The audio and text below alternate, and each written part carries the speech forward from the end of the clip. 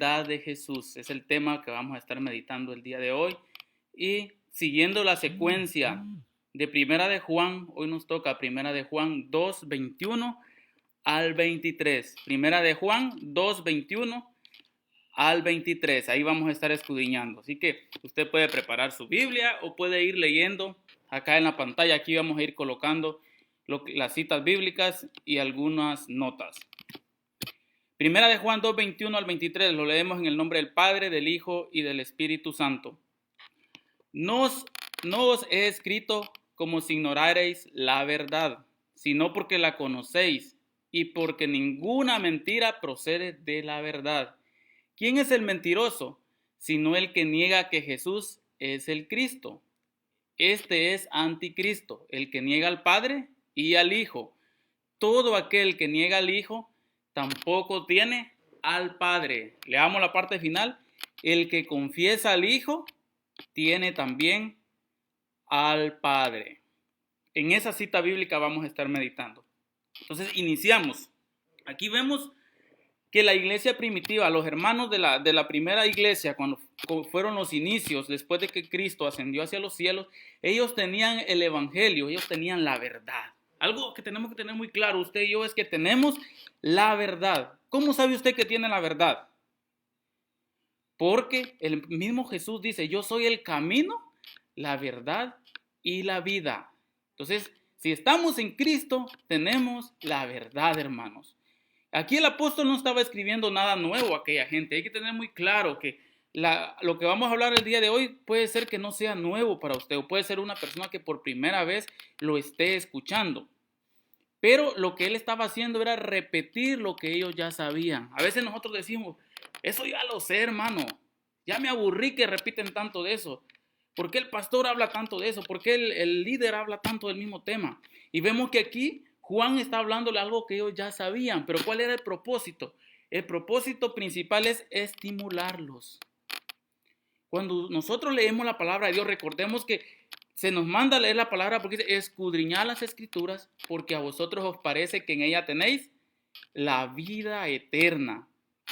Entonces, necesitamos un estímulo. Cuando se nos da una prédica, cuando se nos da una enseñanza, nos están estimulando, nos están animando, dándonos fuerzas para continuar. Entonces, ese es uno de los propósitos.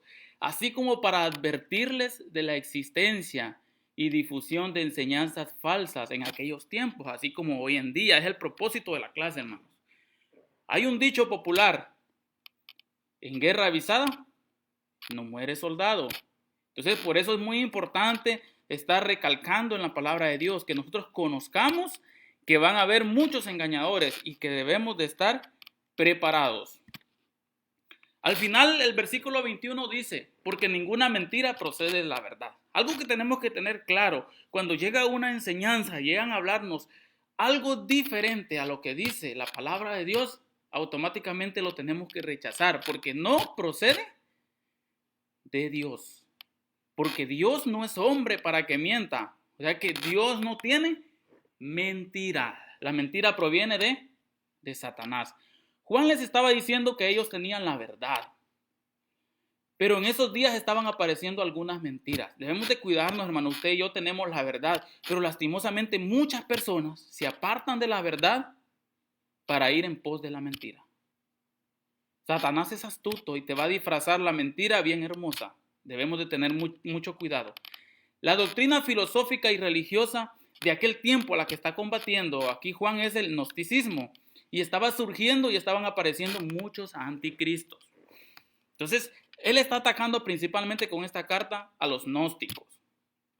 Ahora, ¿pero quién era un anticristo?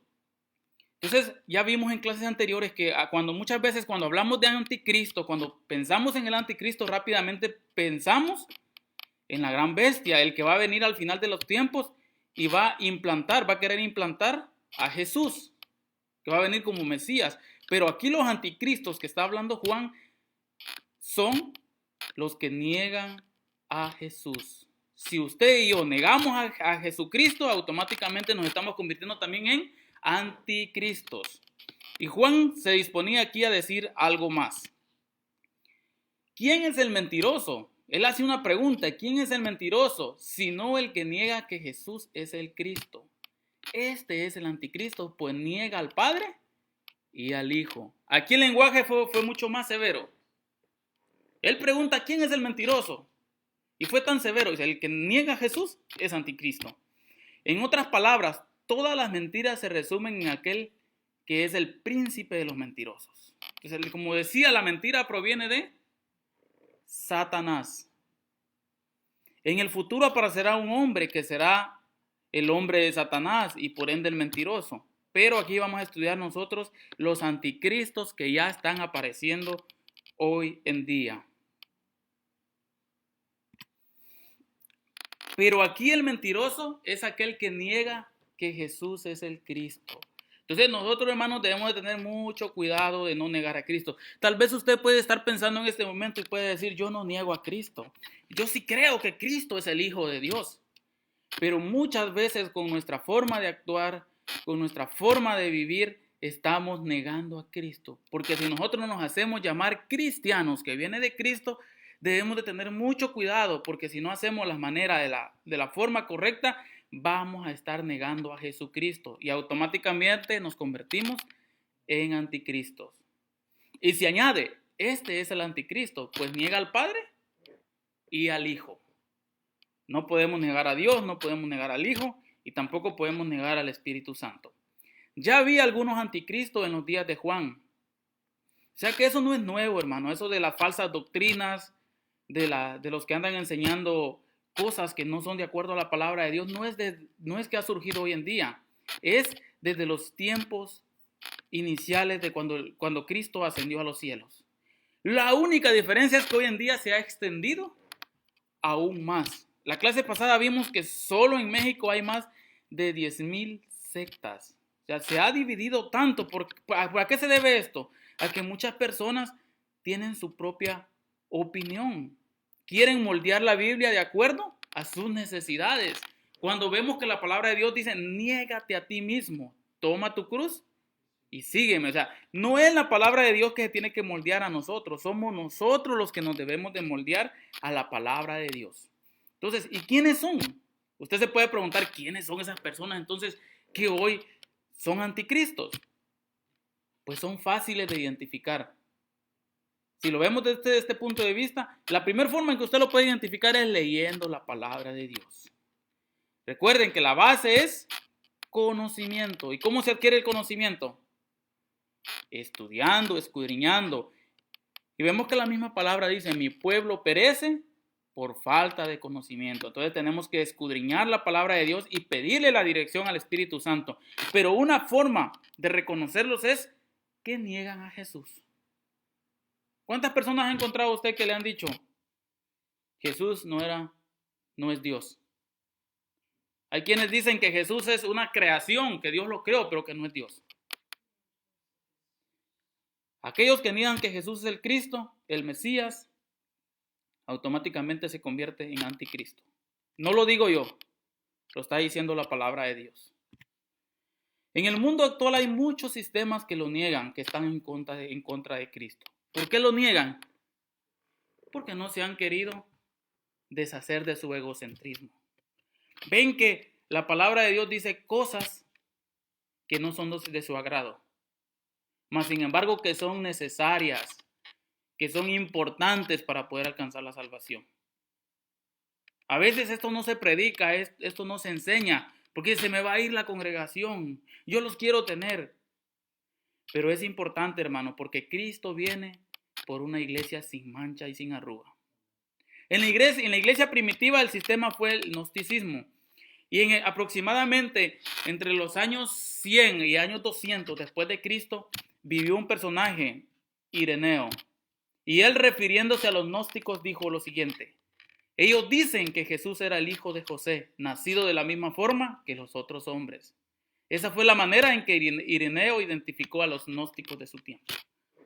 ¿Cómo los identificó él? La palabra de Dios le decía que nació de una virgen. O sea, no podía ser hijo biológico de José.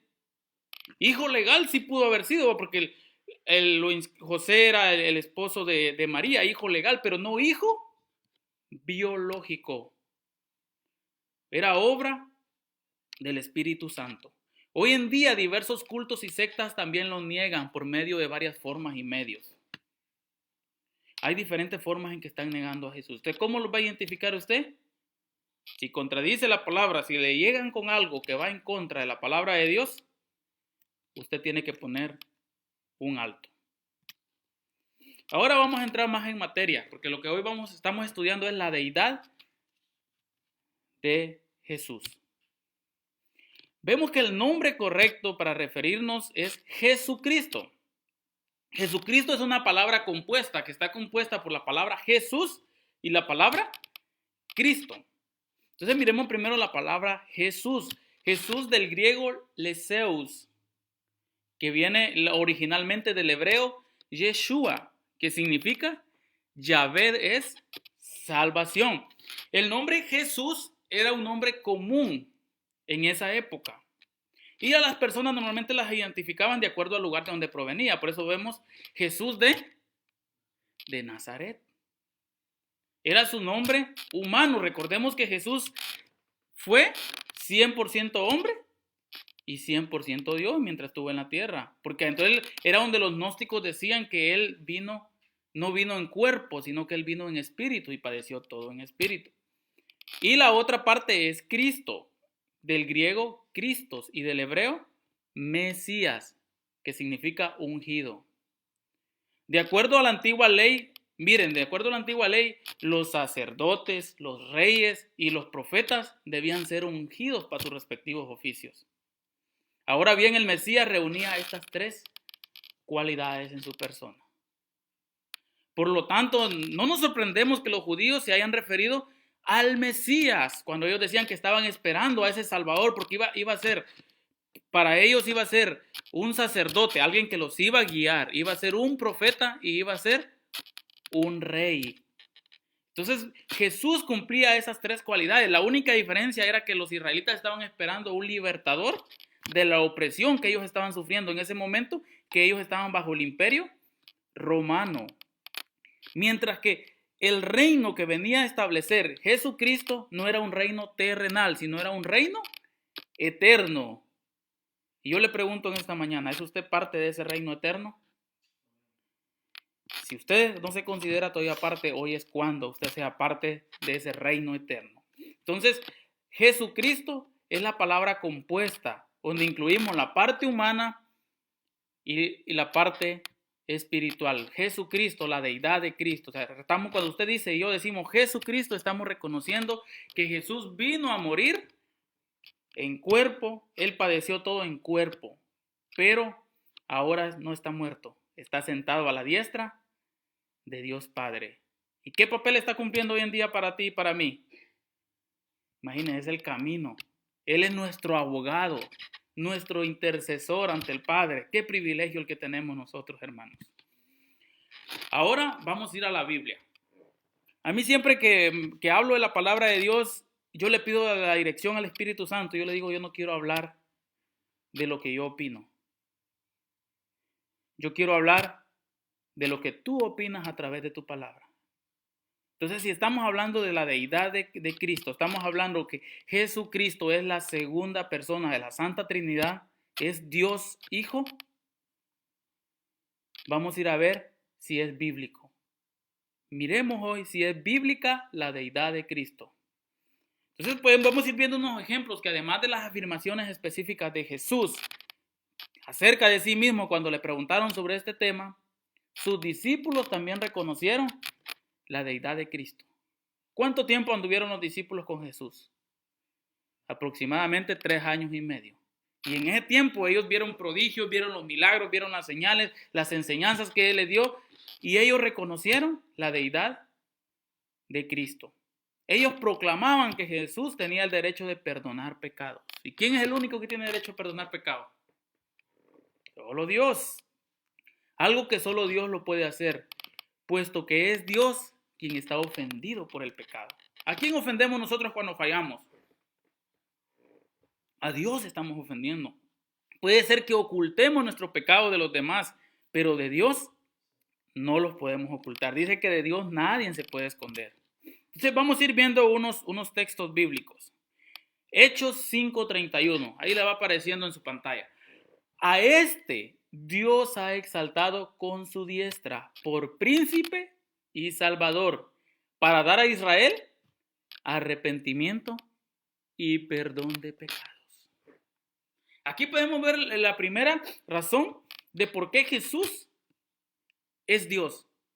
Porque Él dice que se le dio la autoridad de perdonar los pecados.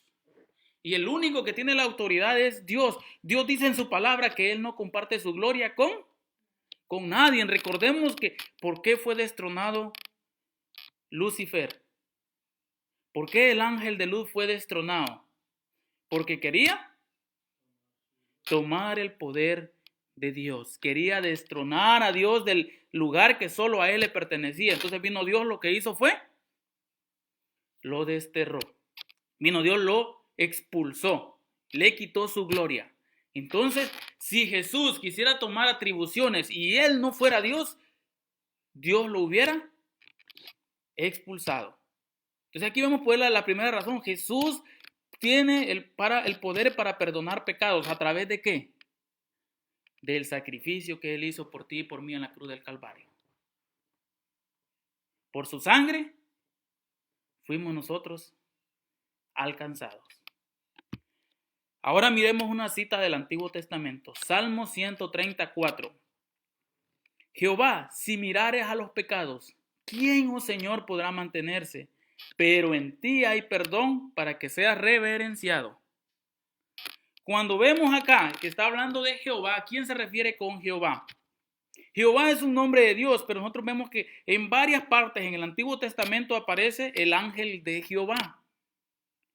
Y el ángel de Jehová no es un ángel como podemos hablar del arcángel Miguel, el arcángel Gabriel, sino que el ángel de Jehová es el mismo Jesús. Y miren lo que tiene el ángel de Jehová. El ángel de Jehová puede perdonar pecados. O sea, que como es la segunda persona de la Santa Trinidad, Jesús puede perdonar pecados. O sea, ese ángel, cuando habla el ángel de Jehová, no es otro que Jesucristo. ¿Y cómo, hermano, me podrá decir usted? Volvemos a lo mismo a Lucifer, porque ningún ángel puede ocupar el papel de Dios. Miremos Jeremías 31:34. Y no enseñará más ninguno a su prójimo, ni ninguno a su hermano, diciendo, conoce a Jehová, porque todos me conocerán, desde el más pequeño de ellos hasta el más grande, dice Jehová. Porque perdonaré la maldad de ellos y no me acordaré más de sus pecados. Aquí estamos viendo una profecía mesiánica. Perdonaré sus pecados, y fue lo que Jesús hizo, y es por eso que ahora nosotros podemos ser llamados hijos de Dios. Y nos alegramos por eso, porque ahora podemos ser llamados hijos de Dios, porque nuestros pecados fueron perdonados por medio de Jesucristo. Entonces, vemos cuán grande es el amor de Dios. Seguimos en estrecha relación con esta última afirmación de perdonar pecados. Se dice que Jesús era el que juzgará a los vivos y a los muertos. Eso usted lo puede ver en 2 de Timoteo 4:1, donde dice, te encarezco delante de Dios y del Señor Jesucristo, que juzgará a los vivos y a los muertos, es en su manifestación y en su reino. Ok, vamos acá despacio. ¿Quién es el ofendido con nuestros pecados? ¿A quién le fallamos cuando cometemos pecado? A Dios. Y podemos ver allá en los 10 mandamientos. ¿Quién le dio los 10 mandamientos a Moisés? Dios. Ahora miremos acá lo que dice 2 de Timoteo. ¿Quién va a juzgar a los vivos y a los muertos de acuerdo a sus acciones, a sus pecados? Jesucristo. ¿Y quién es el único que puede juzgar? Dios. Entonces Jesucristo, ¿por qué sí puede juzgar? Porque es la segunda persona de la Santa Trinidad. Es Dios con nosotros. Tomás clamó a Jesús. Podemos ver otro ejemplo también donde los apóstoles confirmaban la deidad de Jesucristo. Tomás clamó a Jesús, Señor mío y Dios mío, en Juan 20:28. ¿Qué había pasado ahí? Jesús pues ya había sido crucificado y pues ya los discípulos estaban tristes y se habían reunido. Pero había un incrédulo y este era Tomás y él dijo, si yo no introduzco mi dedo en sus heridas ni aquí en su costado, yo no voy a creer. Y le apareció Jesús. Y después de haberlo visto, pues él le dijo, ¿por qué has visto? Has creído, Tomás. Pero aquí miren lo que Tomás expresa cuando vio a Jesús. Señor mío y Dios mío. Usted puede ver ahí que Dios aparece con D mayúscula.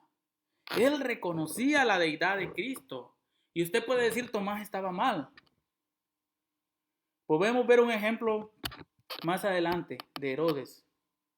Y que Herodes salió con todo su esplendor a hablarle a la gente y la gente empezó a exclamar, no fue Dios de hombre, sino que voz de Dios. Usted puede buscar, eso está en la Biblia. Y él dijo, él reconoció, él aceptó ese halago que la gente le decía cuando le dijo voz de Dios.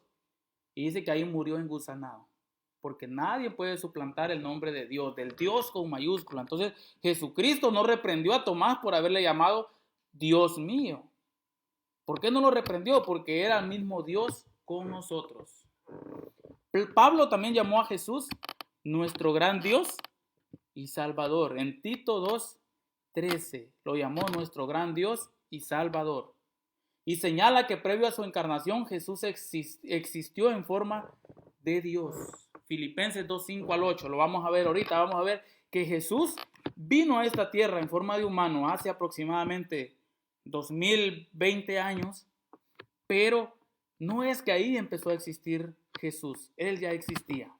Miremos lo que dice Filipenses 2:5-8. Haya pues en vosotros este sentir que hubo también ¿en quién? En Cristo Jesús, el cual siendo en forma de Dios, miren, aquí dicen siendo en forma de Dios con D mayúscula, o sea que no está refiriéndose a otros dioses, sino que se está refiriendo al Dios Todopoderoso. No estimó el ser igual a Dios como cosa que aferrarse, sino que se despojó a sí mismo, tomando forma de siervo, hecho semejante a los hombres. Y estando en la condición de hombre, miren, aquí no vino en espíritu, aquí habla claro, y estando en condición de ¿qué? De hombre, se humilló a sí mismo, haciéndose obediente hasta la muerte y muerte de cruz. Aquí podemos tener algo claro, Jesús ya existía. Y dice aquí que estaba al nivel, en forma de Dios, al mismo nivel de Dios. ¿Y quién es el único que puede estar a nivel de Dios? Vemos que la palabra dice que Dios no comparte su gloria con nadie. Entonces es el mismo Dios en su Santa Trinidad. Nadie más puede querer disputar la gloria de Dios. Entonces aquí hay otra muestra más de que Jesús era Dios y de que Jesús vino en carne y hueso. Así, hermanos, que usted no se deje engañar cuando le digan Jesús no es Dios, o cuando le digan Jesús pudo soportar eso, Jesús pudo pasar esa tentación porque Él no estaba en cuerpo sintiendo todo eso. Aquí la palabra de Dios es claro y dice, vino estando en semejanza, en condición de hombres. Todo lo que Jesús sufrió, todo lo que Jesús padeció, hermano, lo padeció, así como cuando tú padeces, cuando estás en tribulación. La única diferencia entre Jesús y nosotros es que Él no cometió pecado. Fue tentado, pero Él lo soportó. Por eso es nuestro maestro de maestros. El escritor a los Hebreos, con referencia a Jesús, dijo, tu trono, oh Dios, por el siglo del siglo. Hebreos 1:8. Tu trono, oh Dios. Entonces vemos que aquí los escritos que encontramos en la palabra de Dios, cuando se está refiriendo a Jesús y habla que es un Dios, lo hace con D mayúscula. Juan también dice, miren algo muy importante, aquí podemos ver que Jesús ya existía, aún antes de la creación de este mundo. Él estaba cuando Dios dijo, hagamos al hombre a nuestra imagen y semejanza. ¿Se imagina Dios hablando consigo mismo? Le hubiera dicho, voy a hacer al hombre, pero ahí estaba la Santa Trinidad, ahí estaba el Padre, el Hijo y el Espíritu Santo, porque Él dijo, hagamos al hombre a nuestra imagen y semejanza. Miren lo que dice Juan 1:1. En el principio era el Verbo. Y el Verbo era con Dios. ¿Quién es el Verbo? Jesús. Aquí está hablando de Jesús. Y la parte final dice, y el verbo, o sea, Jesús, era ¿quién? Era Dios. Y así, hermanos, son muchos los ejemplos de la Escritura que enseñan de la deidad de Cristo. No permitamos que los falsos cristianos, no permitamos que las falsas enseñanzas nos desvíen de la palabra de Dios. Juan, cuando tuvo la visión allá y escribió en Apocalipsis, miren lo que él dice en Apocalipsis 1, 17 al 18. Cuando le vi, caí como muerto a sus pies, y él puso su diestra sobre mí, diciéndome, no temas, yo soy el primero y el último. Mira, aquí Jesús le está hablando y le dice, yo soy el primero y el último, o sea, el alfa y omega, principio y fin. Estamos viendo que tiene los atributos de Dios. Y el que estoy vivo y estuve muerto. Porque aquí hay muchos dicen que esta cita aquí no es Jesús el que está hablando, pero ¿quién es el que estuvo muerto? Estoy vivo y estuve muerto. Está hablando de Jesucristo. Mas he aquí que vivo por los siglos de los siglos.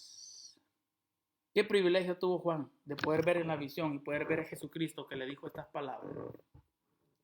Salmo 18:2.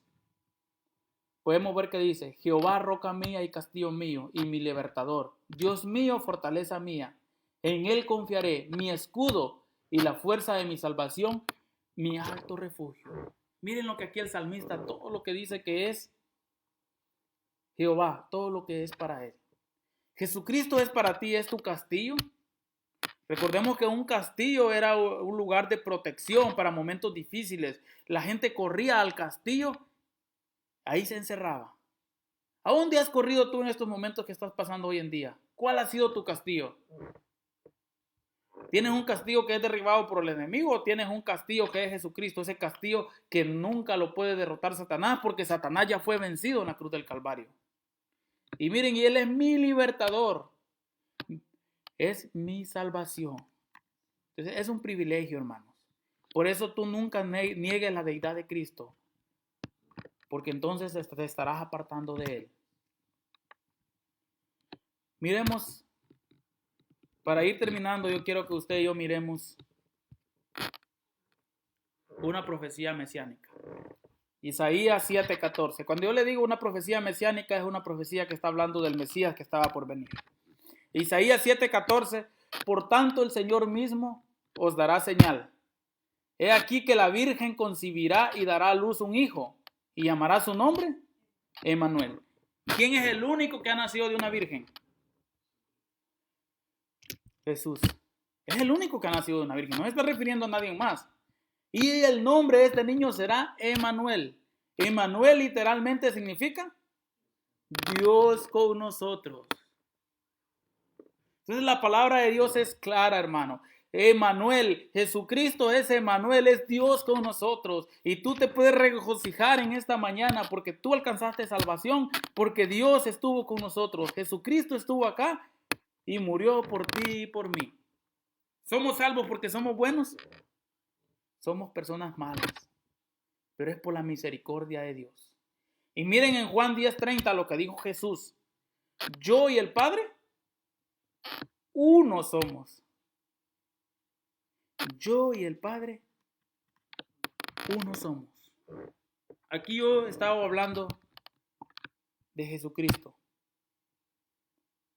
Pero hermanos, nosotros no solo creemos en Jesús, no solo creemos en Dios Padre, sino que también creemos en Dios Espíritu Santo. No es que tú adores a tres dioses, porque muchos dicen, entonces nosotros, los cristianos, lo que hablan de eso, adoran a tres dioses. No, hermano, no adoramos a tres dioses. Tenemos un solo Dios, pero que está cumpliendo tres funciones con su pueblo. Dios Padre, Dios Todopoderoso. Dios Padre es el creador de todo, el que creó los cielos y la tierra, el que te ha creado a ti, me creó a mí, el que tiene el control de todo en este mundo. Dios Hijo, Dios en papel de Salvador, de dándonos la oportunidad. ese privilegio que nos dio de morir en la cruz del Calvario para que tú y yo podamos ser alcanzados. Porque el único camino hacia Dios Padre es Jesucristo. Y Dios Espíritu Santo es el que nos alienta. Es el que te hace sentir cuando estás en pecado, es el que te hace sentir ahí que estás mal. Y tenemos el sello del Espíritu Santo, y si tú te metes de lleno en la presencia de Dios, tú puedes recibir el bautismo del Espíritu Santo. El Espíritu Santo es el que nos consuela, pero hay que tener cuidado porque hay personas que dicen que el Espíritu Santo está a nuestro servicio. No, hermanos, somos nosotros los que nos tenemos que someter al Espíritu Santo para que Él actúe en nosotros. Y el Espíritu Santo no va a llegar a un corazón que está contaminado y que no cree en Jesucristo.